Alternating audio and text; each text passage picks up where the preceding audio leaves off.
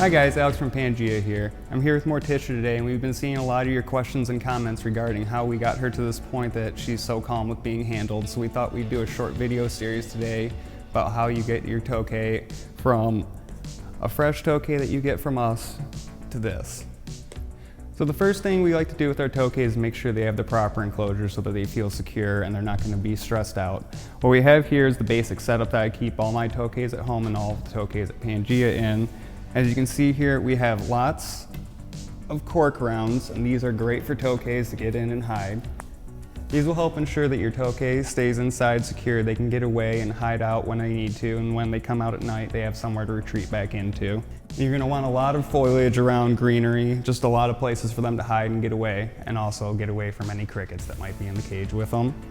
And remember, you can find all these products in the enclosure at PangeaReptile.com. So when you guys get a Tokay from us, they're going to come packaged similar like this. This girl right here was hatched almost a year ago today. She was hatched on 7/18/19. The first thing you're going to want to do is just do a visual inspection of the Tokay, make sure everything's all right, check the feet, check the tail, all that. She appears to be good. So what we're going to do next is get her from the cup into her new enclosure. Now, when taking the lids off, these guys can be a little wild, so for most people, I would say put the cup inside the enclosure, open it up, and let them go out on their own accord. But we're going to get a closer look at this girl today, so I'm going to get her out of her cup. And they will be wild when you first get them out. Come here, girl. Yes, you're upset. I see that.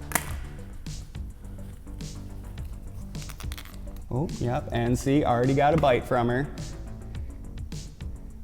As you can see, all the toes look great. She's nice and healthy. So what we're going to do now is get her into her new enclosure. Now what she'll do when she gets in here is probably immediately run down into one of the cork rounds. Yes, I see you're upset. Ooh, yeah, there's a good bite, I know. So you can put her right there and see she goes right down for the wood. She'll eventually figure out a nice spot she wants to sit and be safe in there. So the first thing you want to do with these for the first week is just completely leave them alone. They're not going to be too happy about getting shipped across the country to their new home. So if you can, just put them in an area where there's not too much foot traffic, let them get used to their new home and give them food, and then other than that, just let them be.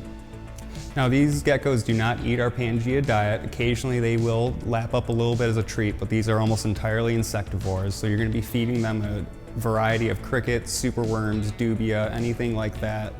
And we keep usually a little deli cup in the bottom of our enclosures. That way we can put superworms, dubia, things like that in there so they can't escape the cup, but the gecko can go down and feed as they like. We feed our geckos every other day. Their main diet is going to be about a half dozen crickets, 3 or 4 superworms, and a nice dubia for a treat.